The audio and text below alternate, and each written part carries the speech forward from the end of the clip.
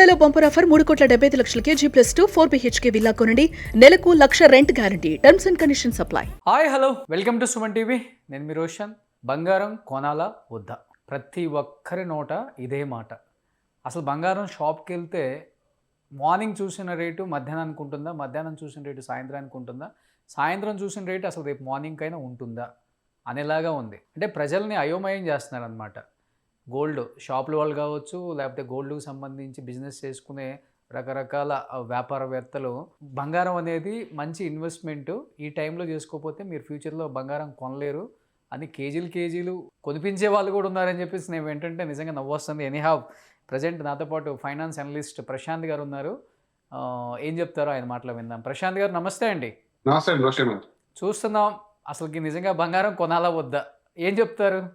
ఎందుకంటే వేలల్లో పెరుగుతుంది, వేలల్లో తగ్గుతుంది. వందల డిఫరెన్స్ అయితే నేను ఇప్పటివరకు చూడలే లాస్ట్ 6 months నుంచి. మరి టూ మచ్గా ఉంది. దాంట్లో నేను కూడా ఒక బాధ్యత అనుకోండి, అది వేరే విషయం.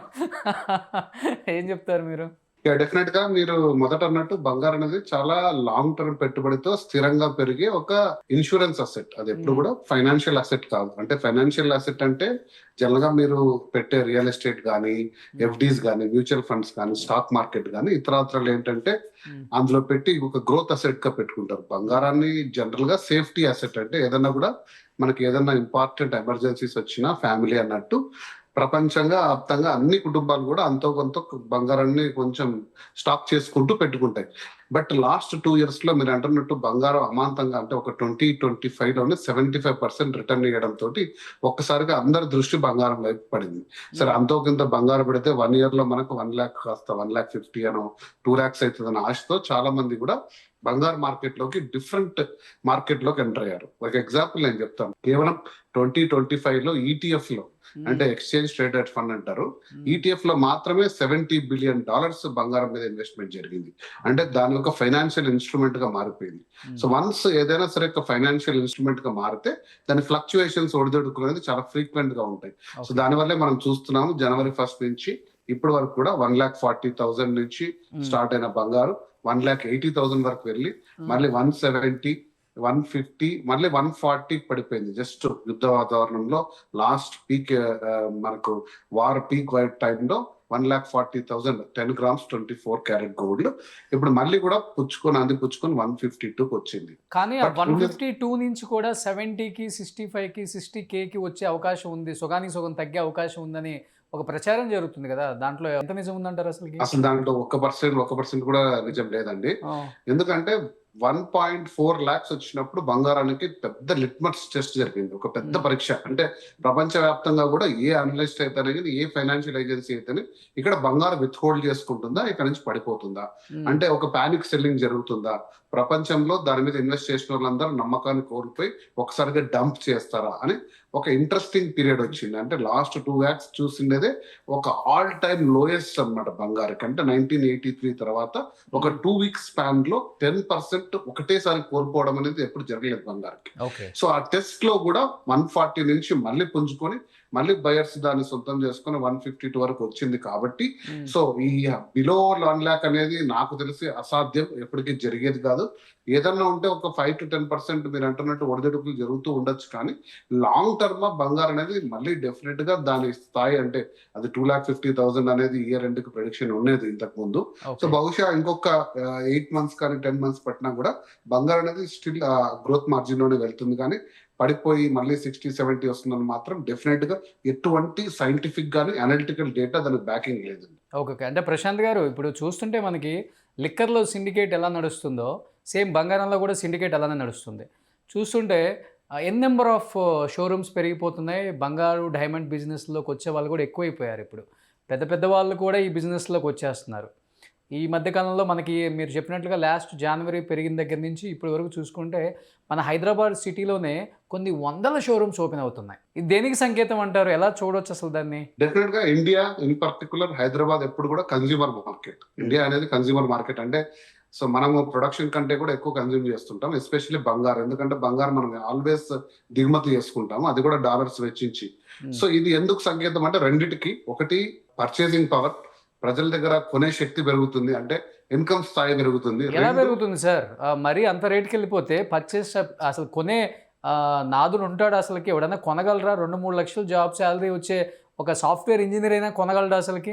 డెఫినెట్ గా అంటే మార్పు ఎందులో వచ్చిందంటే ఇన్కమ్ స్థాయిలో గణనీయంగా మార్పు రాలేదు. మీరు చూడాల్సింది ఏంటంటే ఇప్పుడు మన ఒక 100 రూపాయల పెట్టుబడిలో ఎక్కువ శాతం రియల్ ఎస్టేట్ మీద పెట్టేవారు లాస్ట్ 4 years లో.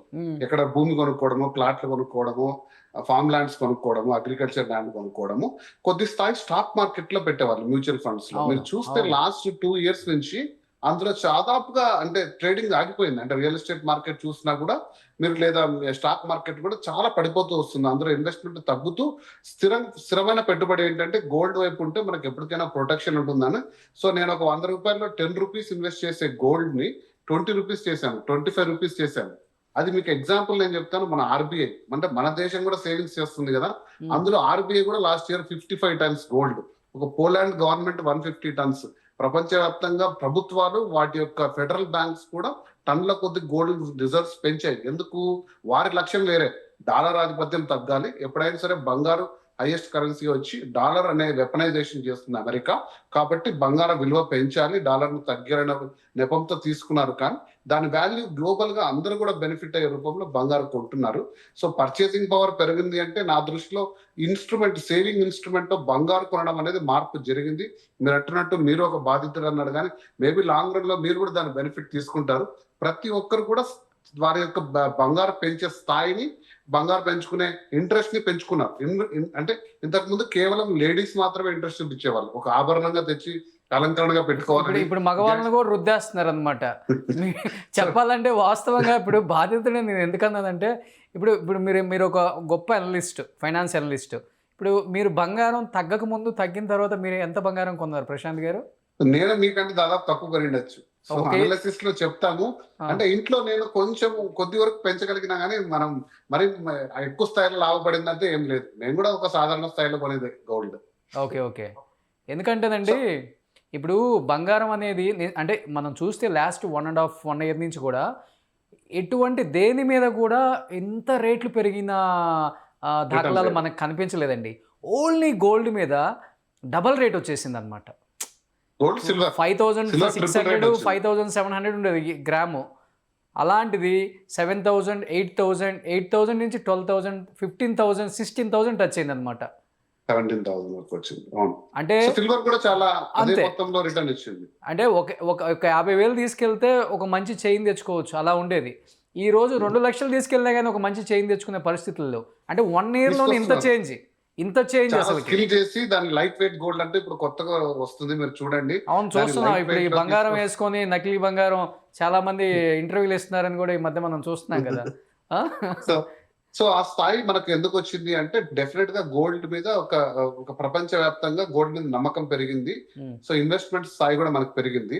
సో నేను ఎప్పుడు కూడా అందరికి చెప్పేది ఏంటంటే కొద్ది మొత్తంలో మంత్లీ అంటే ఈ గోల్డ్ స్కీమ్స్ ఉంటాయి. మీకు గోల్డ్ స్కీమ్స్ లో తీసుకుంటే మీరు బెనిఫిట్ అవుతారు. అంటే మీ మ్యానుఫ్యాక్చరింగ్ కాస్ట్ కానీ, దాని యొక్క మజూరీ అంటారు చూసారా, డెప్రిసియేషన్ కానీ ఇలాంటివి లేకుండా ఒక 12 months టైంలో మీరు మార్కెట్ లో ఒక 12 times ఎంటర్ అయ్యారనుకోండి. ఇప్పుడు నేను లాస్ట్ ఇయర్ లో 12 times ఎంటర్ అయ్యాను. నా యావరేజ్ ప్రైస్ వచ్చేసి 1,10,000 లో కొన్నాను నేను. అంటే నేను 85 లో కొన్నాను, 1,50,000 లో కూడా కొన్నాను.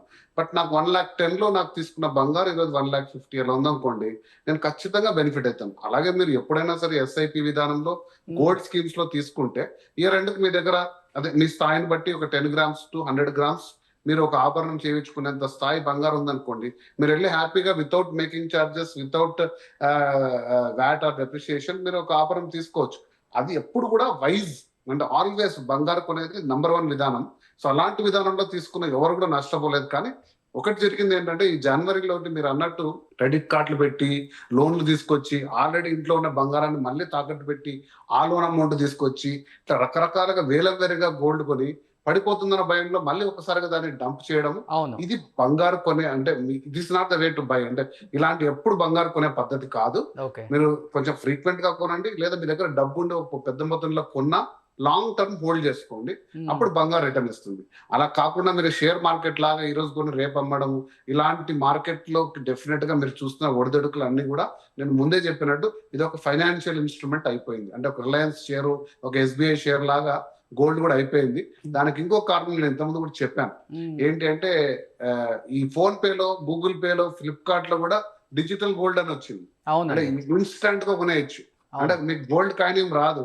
ఆ వాల్యూ మొత్తం పెట్టుకొని మళ్ళీ దాన్ని అమ్మడం ఇలాంటి సాధనాలతోటి డిజిటల్ గోల్డ్ ఈటీఎఫ్స్ తోటి గోల్డ్ యొక్క వాల్యూ అనేది ఊహించలేని స్థాయికి పెరుగుతుంది, తగ్గుతుంది. కాబట్టి మీరు కొంచెం జాగ్రత్త వహించి ఫిజికల్ గోల్డ్ ఆభరణాల రూపంలో తీసుకొని లాంగ్ టర్మ్ హోల్డ్ చేసుకుంటే డెఫినెట్ గా మీకు మంచి ప్రాస్పరిటీ ఉంటుంది గోల్డ్. ఇంకోటి ప్రశాంత్ గారు, ఇప్పుడు ఇంతకుముందు మనం బంగారం కొంటున్నప్పుడు కూడా పెద్దవాళ్ళు చెప్తుండేవాళ్ళు, బంగారం ఎందుకురా, ఏం చేసుకోను, 1 ఎకరం పొలం కొనుక్కుంటే అది జీవితాంతం ఉంటుంది, స్థిరాస్తిగా మిగిలిపోతుందని చెప్పేవాళ్ళు. అలాంటిది ఇప్పుడు పెద్దవాళ్ళు కూడా ఎక్కడ కూడా పొలం కొనొద్దు, శుభ్రంగా గోల్డ్ మీద ఇన్వెస్ట్ చేయంటున్నారు. ఎందుకంటే ఈ మధ్య జరుగుతున్న రాజకీయ నాయకులు వేరే వాళ్ళ ల్యాండ్స్ కూడా కబ్జా చేసుకునే స్థాయికి వచ్చేసారు. ఇటుపక్క గోల్డ్ పెడుతున్నారు, ఇటుపక్క ల్యాండ్ పెడుతున్నారు అనమాట. ఇటుపక్క రాజకీయ నాయకులు ఫోటోలు పెడుతున్నారు.